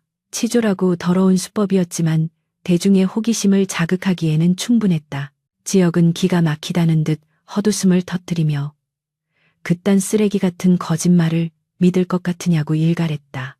혜인은 지혁의 옷자락을 잡으며 나서지 말라고 말렸지만 지혁은 그녀의 손을 꽉 잡으며 나를 믿으라고 안심시켰다. 그는 품 안에서 USB 하나를 꺼내들며 당신들이 조작된 증거를 만드는 동안 나는 당신들의 진짜 범죄 행각을 담은 증거를 모았다고 말했다. 지혁은 거실에 설치된 대형 스크린에 USB를 연결했고 화면에는 조미란이 감사팀장에게 돈 봉투를 건네며 혜인을 엮어 넣으라고 지시하는 몰래카메라 영상이 재생되었다. 조미란의 얼굴은 사색이 되었고 그녀는 비명을 지르며 저걸 당장 끄라고 발악했다. 하지만 영상은 멈추지 않았고 이어서 한민재가 경쟁사 임원과 만나 회사 기밀을 넘기는 장면까지 적나라하게 공개되었다. 진짜 산업 스파이는 혜인이 아니라 한민재였던 것이다. 기자들은 이 충격적인 반전에 흥분하여 조미란과 한민재에게 질문 세례를 퍼부었고 상황은 순식간에 역전되었다. 감사팀장은 얼굴이 하얗게 질려 슬금슬금 뒷걸음질 치다 도망치려 했지만 지역의 경호원들에게 붙잡혀 무릎이 꿇렸다. 지역은 그를 내려다보며 위증과 무고죄 그리고 횡령 방조죄로 감옥에서 썩게 해주겠다고 차갑게 말했다. 혜인은 멍하니 서 있는 조미란에게 다가가 당신이 파남정에 당신 아들이 빠진 꼴이 되었다며 이것이 인과응보라고 담담하게 말했다. 조미란은 부들부들 떨며 바닥에 주저앉았다. 소동이 끝난 후 경찰이 출동하여 관련자들을 연행해 갔고 집안에는 다시 정적이 찾아왔다. 하지만 이번 정적은 이전의 무겁고 우울한 침묵이 아니라 폭풍우가 지나간 뒤에 맑고 개운한 고요함이었다. 사용인들은 눈치를 보며 바닥에 떨어진 집기들을 치웠고 그들의 태도는 혜인을 대하는 데 있어 확연히 달라져 있었다. 이제 그들은 혜인을 단순한 며느리가 아니라 이 집안의 진정한 안주인으로 인정하고 두려워하기 시작했다. 지역은 소파에 깊숙이 몸을 파묻으며 긴 한숨을 내쉬었고 다리에 통증이 몰려오는지 미간을 찌푸렸다. 혜인은 급히 달려와 그의 다리를 주무르며 무리하게 움직여서 그렇다고 걱정했다. 지역은 혜인의 손길을 느끼며 피식 웃었고 당신을 지키기 위해서라면 다리 하나쯤 다시 부러져도 상관없다고 농담을 건넸다. 혜인은 눈을 흘기며 그런 불길한 소리 하지 말라고 타박했지만 그녀의 눈가에는 눈물이 고여 있었다. 그날 밤 지역과 혜인은 서재에서 마주 앉아 앞으로의 계획을 논의했다. 조미란과 한민재가 경찰 조사를 받게 되었지만 그들은 막강한 변호인단을 꾸려 법망을 빠져나오려 할 것이 분명했다. 지역은 다가오는 주주총회에서 그들의 경영권을 완전히 박탈하고 영구 제명시켜야 한다고 강조했다. 이를 위해서는 아직 확보하지 못한 결정적인 한방, 즉 한 회장의 의식이 돌아와야만 했다. 한 회장은 1년 전 의문의 사고로 쓰러진 뒤 식물인간 상태로 병원에 누워 있었는데 사실 이 또한 조미란의 계략일 가능성이 높았다. 혜인은 지역에게 아버님이 계신 병원에 잠입하여 상태를 확인해보고 싶다고 제안했다. 그녀는 자신의 의술로 어쩌면 아버님을 깨울 수 있을지도 모른다고 조심스럽게 말했다. 지역은 위험한 일이라며 망설였지만 혜인의 확신에 찬 눈빛을 보고 고개를 끄덕였다. 다음 날 새벽 혜인은 간호사 복장으로 위장하고 한 회장이 입원해 있는 VIP 병동으로 향했다. 병동 입구는 조미란이 심어놓은 사설 경비원들이 철통같이 지키고 있었지만 혜인은 능숙하게 그들의 시선을 피해 환기구를 통해 병실로 잠입했다. 병실 안은 각종 의료 기계 소리만 들릴 뿐 적막강산이었고 침대에는 앙상하게 마른 한 회장이 산소 호흡기에 의지한 채 누워 있었다. 혜인은 서둘러 한 회장의 맥을 짚고 눈동자를 확인했는데 다행히 뇌 기능이 완전히 정지한 것은 아니었다. 그녀는 품에서 은침을 꺼내 한 회장에 막힌 혀를 뚫어주는 시술을 시작했다. 손끝에 온 신경을 집중하여 침을 놓는 혜인의 이마에는 땀방울이 맺혔다. 30분 정도 지났을까 한 회장의 손가락이 미세하게 꿈틀거렸고 모니터의 심박수가 일시적으로 상승했다. 혜인은 희망을 발견하고 안도의 숨을 내쉬었지만 그때 병실 문 밖에서 인기척이 들려왔다. 조미란이 예상보다 일찍 병원을 찾은 것이었다. 혜인은 급히 침대 밑으로 몸을 숨겼고 문이 열리며 조미란이 들어왔다. 그녀는 누워있는 한 회장을 내려다보며 당신 아들놈이 나를 감옥에 보내려 하는데 당신이 좀 도와줘야겠다고 섬뜩하게 중얼거렸다. 그녀는 주사기를 꺼내 링거줄에 정체불명의 약물을 주입하려 했다.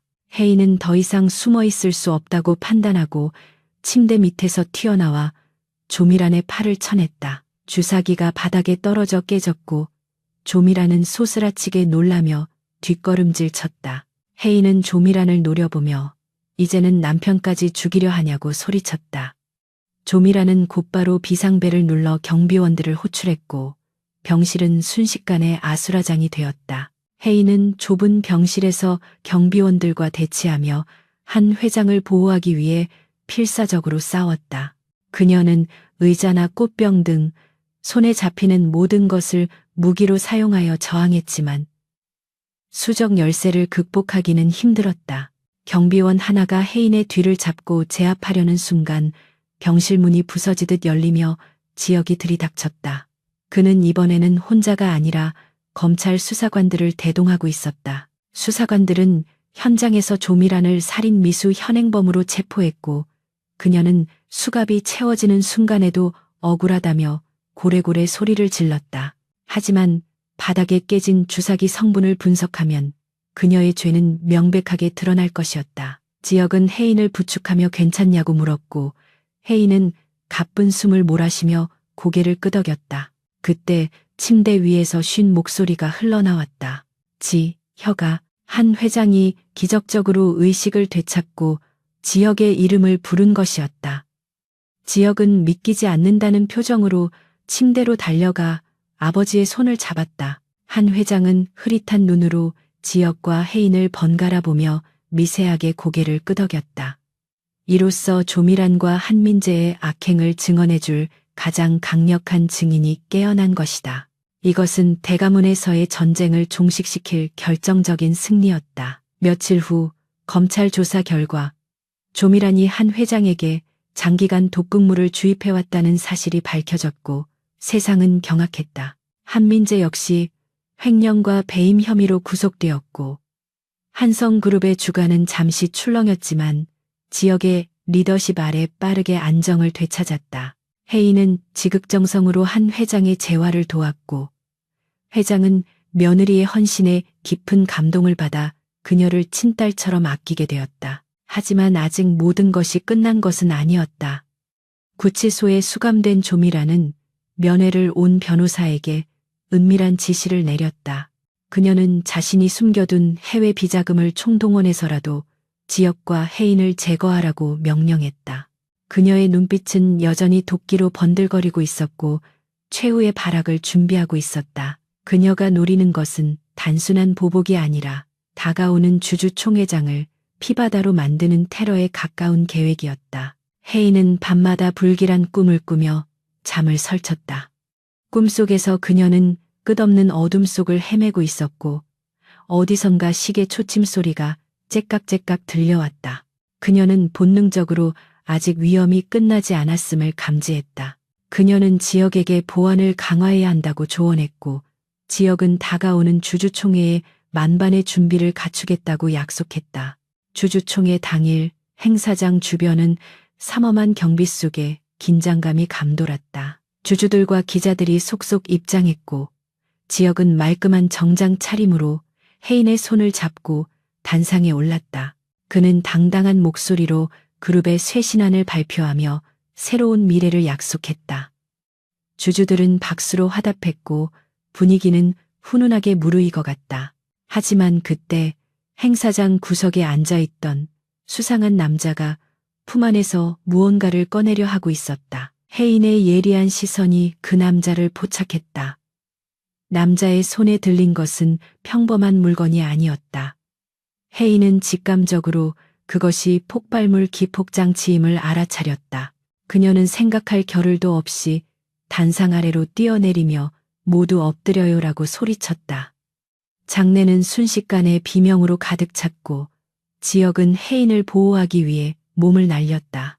굉음과 함께 단상 아래쪽에서 섬광이 번쩍이더니 자욱한 흰색 연기가 회의장을 순식간에 집어삼켰다. 다행히 폭발물은 살상용 폭탄이 아니라 사람들을 혼란에 빠뜨리기 위한 고성능 연막탄과 소음탄이었다. 하지만 밀폐된 공간에서 터진 굉음은 사람들의 공포심을 자극하기에 충분했고 주주들은 서로 먼저 빠져나가기 위해 출구로 쇄도하며 아수라장이 되었다. 지역은 연기 속에서도 혜인을 자신의 품에 단단히 끌어안고 웅크려 그녀를 파편과 인파로부터 보호했다. 혼란스러운 틈을 타 테러범이 단상 위로 뛰어올라 지역을 향해 흉기를 휘두르려 했지만 지역은 동물적인 감각으로 몸을 비틀어 피했다. 그는 지팡이를 들어 테러범의 손목을 강하게 내리쳤고 흉기가 바닥에 떨어지자마자 대기하고 있던 경호원들이 달려들어 범인을 제압했다. 범인은 바닥에 얼굴이 처박힌 채로 조밀한 만세를 외치며 광기 어린 웃음을 터뜨렸는데 그 모습은 섬뜩함을 자아냈다. 경호실장이 지역에게 다가와 상황이 위험하니 즉시 안전한 곳으로 대피해야 한다고 건의했다. 하지만 지역은 옴매무새를 다듬으며 단호하게 고개를 저었고 겁에 질린 혜인의 어깨를 감싸 안으며 그녀를 진정시켰다. 그는 지금 이곳을 떠나면 조밀한 일당이 원하는 대로 회의가 무산되고 회사는 다시 혼돈에 빠질 것이라고 판단했다. 지역은 마이크를 다시 잡고 경호원들에게 출입문을 통제하고 질서를 유지하라고 명령했다. 연기가 거치고 소란이 어느 정도 진정되자 출구 쪽에 몰려있던 주주들은 멍하니 단상 위를 쳐다보았다. 그곳에는 연기 속에서도 한 발자국도 물러나지 않고 꼿꼿하게 서 있는 지역과 혜인의 모습이 보였다. 지역의 눈빛은 흔들림이 없었고 그의 몸에서 뿜어져 나오는 위압감은 공포에 질려있던 사람들을 압도하며 침묵하게 만들었다. 그는 낮지만 힘있는 목소리로 자리에 다시 앉아달라고 정중하게 그러나 거역할 수 없게 요구했다. 지역은 테러범을 가리키며 이것이 바로 구시대의 망령들이 보여주는 마지막 발악이라고 일갈했다. 그는 자신의 목숨을 위협해서라도 개혁을 막으려는 자들이 누구인지 이제 여러분도 똑똑히 보았을 것이라고 역설했다. 주주들은 부끄러움과 분노를 동시에 느끼며 하나둘씩 자리로 돌아와 앉았고 회의장에는 비장한 기운이 감돌기 시작했다. 지역은 위기를 오히려 자신의 리더십을 증명하는 기회로 반전시켰다. 그때 조밀안의 측근으로 알려진 최 이사가 손을 들고 발언권을 요청하며 떨리는 목소리로 말을 꺼냈다. 그는 지금 상황이 불안정하니 총회를 연기하고 비상대책위원회를 꾸려야 한다고 주장하며 은근히 회의를 무산시키려 했다. 몇몇 주주들이 동요하는 듯 했지만 혜인이 마이크를 잡고 앞으로 나서며 최 이사의 말을 정면으로 반박했다. 그녀는 비상대책위원회야말로 조밀한 세력이 다시 숨어들 틈을 주는 것이라고 날카롭게 지적했다. 혜인은 품에서 태블릿 PC를 꺼내 스크린에 연결했고 그곳에는 최 이사가 조밀안의 변호사와 비밀리에 접촉하는 사진들이 공개되었다. 혜인은 테러가 일어나기 직전 최 이사가 누군가에게 문자를 보내는 장면이 CCTV에 포착되었다고 밝히며 그를 테러 방조범으로 지목했다. 최 이사는 사색이 되어 변명하려 했지만 이미 주주들의 눈초리는 싸늘하게 식어 있었다. 그는 경비원들에 의해 회의장 밖으로 끌려나갔다. 지역은 혜인의 완벽한 지원 사격에 옅은 미소를 지으며 그녀에게 감사의 눈빛을 보냈다. 그는 이제 더 이상의 방해물은 없다며 한성그룹의 새로운 미래를 결정할 투표를 진행하겠다고 선언했다. 하지만 투표에 앞서 여러분에게 보여드릴 마지막 진실이 하나 더 남았다며 회의장 뒷문을 가리켰다. 육중한 문이 천천히 열리며 휠체어를 탄 노신사가 들어왔고 장내는 순식간에 숨 막히는 정적에 휩싸였다. 그는 바로 식물인간 상태인 줄로만 알았던 한성그룹의 창업주 한 회장이었다. 비록 수척해진 모습이었지만 눈빛만은 형형하게 살아있었고 그는 지역의 부축을 받아 힘겹게 단상 위로 올라갔다. 주주들은 자리에서 일어나 기립 박수를 보내며 회장의 귀환을 환영했고 곳곳에서 감격의 눈물을 흘리는 사람들도 있었다. 한 회장은 떨리는 손으로 마이크를 잡고 입을 열었다. 한 회장은 자신의 부덕함으로 인해 집안에 괴물이 자라나는 것을 막지 못했다며 주주들에게 깊이 사죄했다. 그는 자신의 아내였던 조미란과 아들 한민재가 저지른 폐륜적인 행위를 낱낱이 고발하며 그들을 가문에서 영구히 제명한다고 선언했다. 그리고 자신의 곁을 지키며 생명을 구해준 며느리 이혜인에게 진심 어린 감사를 표하며 그녀야말로 진정한 한성가의 며느리라고 치켜세웠다. 마지막으로 한 회장은 자신의 모든 지분과 경영권을 장남 한지역에게 양도하겠다고 공식적으로 발표했다. 그는 지역이 겪어야 했던 고통과 시련이 그를 더욱 강철 같은 경영자로 만들었음을 확신한다고 말했다. 한 회장이 지역의 손을 번쩍 들어 올리자 회의장이 떠나갈 듯한 함성과 박수 갈채가 쏟아져 나왔다. 그것은 새로운 황제의 탄생을 알리는 대관식과도 같은 장면이었다. 투표 결과는 만장일치로 한 지역의 회장 취임과 조밀한 일가의 축출을 승인했다. 반대표는 단 한 표도 나오지 않았으며 이는 한성그룹 역사상 전례 없는 압도적인 지지였다. 지역은 단상 중앙에 서서 주주들에게 깊이 허리 숙여 인사했고 그 옆에는 혜인이 단아한 모습으로 함께 서 있었다. 사람들은 두 사람을 보며 완벽한 부부이자 최고의 파트너라고 칭송했다. 회의가 끝나고 밖으로 나오자 수많은 취재진이 그들을 기다리고 있었고 플래시 세례가 쏟아졌다. 기자들은 테러 위협 속에서도 회의를 강행한 지역의 용기와 헌신적인 아내 혜인의 활약상을 대서특필하기 위해 앞다퉈 질문을 던졌다. 지역은 카메라 앞에서 혜인의 어깨를 감싸며 오늘 이 영광은 모두 내 아내 덕분이라고 공을 돌렸다. 지역은 기자들에게 앞으로 한성그룹은 투명하고 정직한 경영을 통해 사회에 공헌하는 기업으로 거듭날 것이라고 약속했다. 또한 조밀한 일가가 빼돌린 비자금을 전액 환수하여 공익재단을 설립하고 소외된 이웃을 돕는 데 쓰겠다고 발표했다. 그의 파격적인 행보에 여론은 열광했고 한성그룹의 주가는 상한가를 기록하며 고공행진을 이어갔다. 그날 저녁 지역과 혜인은 한강이 내려다 보이는 고급 레스토랑에서 조촐한 축하 파티를 열었다. 화려한 파티 대신 둘만의 오붓한 시간을 원했던 것이다. 지역은 혜인에게 최고급 와인을 따라주며 그동안 고생 많았다고 그리고 고맙다고 다시 한번 마음을 전했다. 혜인은 와인잔을 부딪히며 당신이 약속을 지켰으니 나도 약속을 지키겠다고 의미심장하게 웃었다. 지역이 그게 무슨 말이냐고 묻자 혜인은 가방에서 낡은 서류 봉투 하나를 꺼내 테이블 위에 올려놓았다. 그것은 처음에 그녀가 팔려오듯 시집올 때 작성했던 빈 문서와 노예 계약서였다. 혜인은 이제 빚은 다 갚았고 당신도 건강을 되찾았으니 이 계약은 무효라고 말하며 서류를 찢어버렸다. 지역은 당황하여 혜인의 손을 잡으며 설마 나를 떠나려는 거냐고 다급하게 물었다. 혜인은 짓궂은 미소를 지으며 계약 관계는 끝났으니 이제부터는 진짜 연애를 시작하자고 제안했다. 지역은 안도의 한숨을 내쉬며 혜인의 손등에 키스했고 평생 당신만을 위한 호구가 되어주겠다고 맹세했다. 레스토랑 창밖으로 보이는 서울의 야경은 그 어느 때보다 아름답게 빛나고 있었고 두 사람의 앞날을 축복해 주는 듯 했다. 다음 날부터 본격적인 숙청 작업이 시작되었고 회사 내에 남아있던 조밀한 라인의 임원들은 줄줄이 옷을 벗어야 했다. 지역은 그 자리에 능력 있고 참신한 인재들을 등용하며 조직을 빠르게 장악해 나갔다. 혜인은 지역의 조언자 역할을 톡톡히 해내며 인재를 보는 안목을 발휘했는데 사람의 관상을 보고 심성을 파악하는 그녀의 능력은 타의 추종을 불허했다.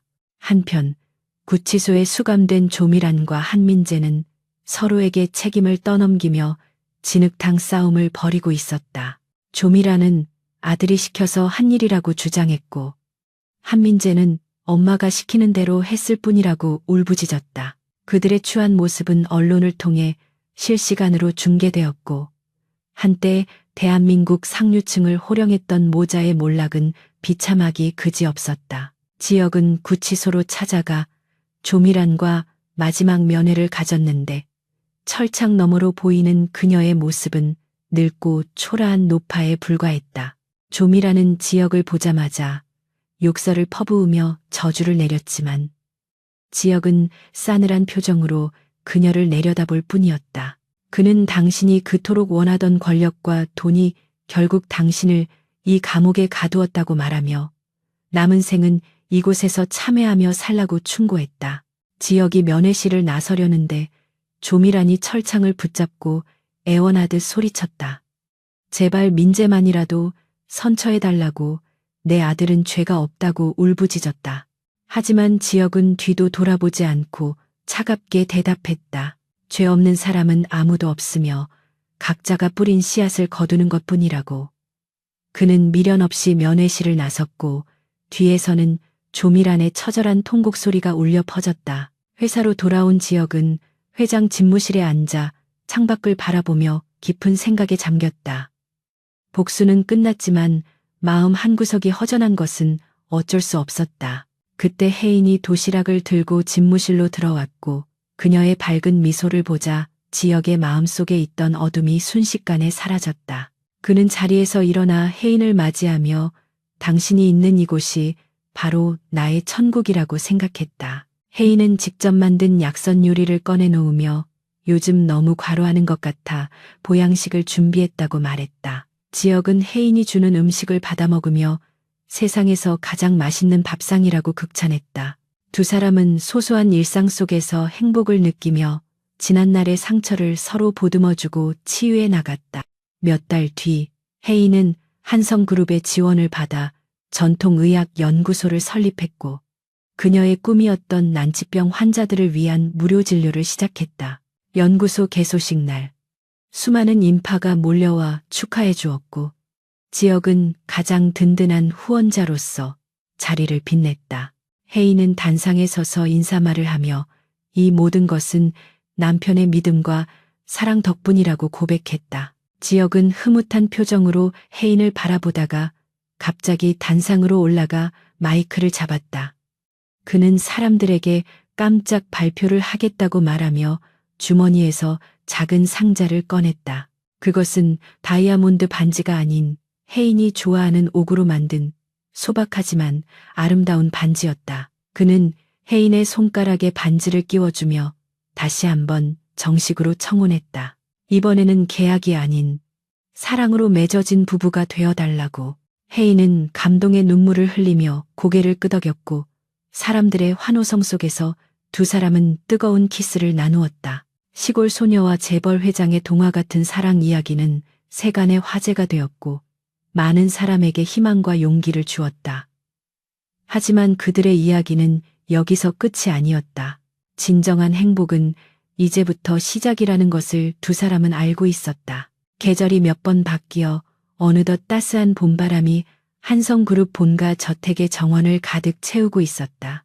1년 전만 해도 음산하고 차가운 기운이 감돌았던 이곳은 이제 형형색색의 꽃들이 만발하고 아이들의 웃음소리가 들리는 생기 넘치는 공간으로 변모했다. 정원 한쪽에서는 회복된 한 회장이 휠체어 없이 지팡이 하나에 의지한 채 천천히 산책을 즐기고 있었고 그 뒤를 충직한 집사가 미소를 머금은 채 따르고 있었다. 이 평화로운 풍경은 지역과 혜인이 피땀 흘려 지켜낸 소중한 일상의 결실이었다. 지역은 2층 테라스에서 커피를 마시며 정원을 내려다보고 있었는데 그의 표정은 그 어느 때보다 여유롭고 편안해 보였다. 과거의 날카롭고 신경질적이었던 도끼는 사라지고 대신 깊고 온화한 카리스마가 그 자리를 채우고 있었다. 그는 이제 명실상부한 한성그룹의 회장으로서 탁월한 경영 능력을 발휘하며 그룹을 글로벌 기업의 반열에 올려놓았다. 주주들은 그의 투명한 경영 철학을 전폭적으로 지지했고 임직원들은 그를 존경심을 담아 따르고 있었다. 그때 현관문이 열리고 혜인이 퇴근하여 들어왔는데 그녀는 화려한 명품 드레스 대신 단정한 의사 가운을 팔에 걸치고 있었다. 그녀는 그룹의 지원을 받아 설립한 한성 한방병원의 병원장으로서 눈코 뜰 새 없이 바쁜 나날을 보내고 있었다. 병원은 단순한 영리 목적이 아니라 난치병 환자와 소외 계층을 위한 무료 진료를 병행하고 있어 사회적으로 큰 반향을 일으켰다. 사람들은 그녀를 현대판 허준이라 부르며 칭송했고 그녀의 예약 명단은 몇 달치가 밀려 있을 정도였다. 지역은 테라스에서 내려와 현관으로 마중을 나갔고 혜인을 보자마자 따뜻하게 포옹하며 하루의 피로를 씻어주었다. 두 사람은 서로의 눈을 바라보며 말하지 않아도 통하는 깊은 교감을 나누었다. 혜인은 지역의 넥타이를 고쳐 매주며 오늘 하루는 어땠냐고 물었고 지역은 당신이 없는 회사는 앙금 없는 찐빵과 같았다고 너스레를 떨었다. 신혼 때보다 더 꿀이 떨어지는 두 사람의 모습에 사용인들은 흐뭇한 미소를 지으며 자리를 피해 주었다. 저녁 식사 자리는 과거와 달리 웃음꽃이 피어나는 화기애애한 분위기였다. 한 회장은 며느리가 직접 처방해준 약선 요리를 맛있게 비우며 연신 감탄사를 뱉었고 지역은 아버지에게 회사의 최신 성과들을 보고했다. 식탁 위에는 더 이상 긴장감이나 견제가 존재하지 않았고 오직 가족 간의 따뜻한 정만이 흐르고 있었다. 한 회장은 혜인에게 자네 덕분에 내가 다시 살았다며 죽기 전에 손주 얼굴 보는 것이 마지막 소원이라고 은근한 압박을 주었다. 혜인은 얼굴이 빨개져 고개를 숙였고 지역은 호탕하게 웃으며 노력해보겠다고 대답했다. 식사가 끝난 후 지역과 혜인은 거실 소파에 앉아 뉴스를 시청했는데 화면에는 익숙하지만 보고 싶지 않은 얼굴들이 등장했다. 법원은 조미란에게 살인 미수 및 횡령 혐의로 징역 20년을, 한민재에게는 징역 15년을 선고했다는 속보를 내보내고 있었다. 화면 속 조미란은 죄수복을 입고 헝클어진 머리를 한 채 고개를 숙이고 있었고 예전에 거만했던 기세는 온데간데 없었다. 그녀는 끝까지 자신의 죄를 뉘우치지 않고 변호사를 탓하며 난동을 부리다가 교도관들에게 제압당했다. 혜인은 그 모습을 보며 씁쓸한 표정을 지었는데 한때는 어머니라고 불렀던 사람의 몰락이 안타깝기보다는 허무하게 느껴졌기 때문이었다. 지역은 혜인의 손을 잡아주며 아기는 스스로 파놓은 구덩이에 빠진 것뿐이니 너무 마음 쓰지 말라고 위로했다. 그는 이제 그들은 우리의 삶에서 완전히 지워진 존재들이라며 우리는 오직 앞만 보고 가자고 말했다. 혜인은 고개를 끄덕이며 지역의 어깨에 머리를 기대었다. 주말이 되자 지역은 혜인에게 특별한 여행을 제안했는데 목적지는 바로 혜인의 고향인 지리산이었다. 1년 전 빚쟁이들에게 쫓기듯 떠나왔던 그곳을 이제는 당당한 모습으로 다시 찾고 싶다는 것이 지역의 생각이었다. 혜인은 지역의 세심한 배려에 감동하며 기꺼이 동의했다. 두 사람은 수행원도 없이 직접 차를 몰고 서울을 떠나 고속도로를 달리기 시작했다. 지리산으로 가는 길은 험난했지만 창밖으로 펼쳐지는 익숙한 풍경에 혜인의 가슴은 벅차올랐다. 산 입구에 도착하자 맑은 공기와 흙냄새가 그녀를 반겨주었고 그녀는 차창을 열고 깊게 숨을 들이마셨다. 예전에는 이 산이 가난과 고립의 상징처럼 느껴졌지만 지금은 자신을 키워준 소중한 뿌리이자 마음의 안식처로 다가왔다. 마을 어귀에 들어서자 주민들이 하나둘씩 나와 그들을 구경했는데 고급 세단에서 내리는 사람이 과거의 약초꾼 혜인이라는 사실을 알고는 입을 다물지 못했다. 지역은 트렁크에서 미리 준비한 선물들을 꺼내 마을 회관에 전달했다. 그는 마을 어르신들에게 깍듯이 인사하며 자신이 혜인의 남편이라고 소개했고 주민들은 훤칠하고 잘생긴 신랑을 보며 혜인이 복권에 당첨된 것이나 다름없다고 부러워했다. 혜인은 쑥스러워하면서도 지역의 팔짱을 꼭 끼고 행복한 미소를 감추지 못했다. 그녀는 마을 사람들에게 건강검진을 약속하며 앞으로 자주 찾아와 봉사하겠다고 말했다. 두 사람은 마을을 뒤로하고 혜인이 살았던 낡은 기와집으로 향했다. 잡초가 무성할 것이라는 예상과 달리 집은 깨끗하게 정돈되어 있었는데 이는 지역이 몰래 사람을 시켜 관리해왔기 때문이었다. 혜인은 놀란 눈으로 지역을 바라보았고 지역은 당신의 추억이 담긴 곳인데 함부로 방치할 수 없었다고 담담하게 말했다. 혜인은 갯마루에 앉아 눈물을 글썽이며 고맙다는 말을 반복했다. 그때 방 안에서 인기척이 들리더니 한 중년 남성이 조심스럽게 문을 열고 나왔다. 그는 바로 도박빚으로 혜인을 팔아 넘기듯 시집 보냈던 혜인의 아버지였다. 하지만 예전의 피폐하고 병든 모습은 사라지고 말끔한 개량 한복을 입고 건강한 혈색을 띠고 있었다. 지역은 그를 알코올 중독 치료센터에 입원시켜 재활을 도왔고 빚을 모두 청산해 준 뒤 이곳에서 조용히 살 수 있도록 배려했던 것이다. 혜인은 아버지를 보자마자 말문이 막혔지만 아버지는 혜인 앞에 무릎을 꿇고 통곡하며 용서를 빌었다. 못난 아비 때문에 꽃 같은 딸이 고생만 했다며 죽어서도 갚지 못할 죄를 지었다고 오열했다.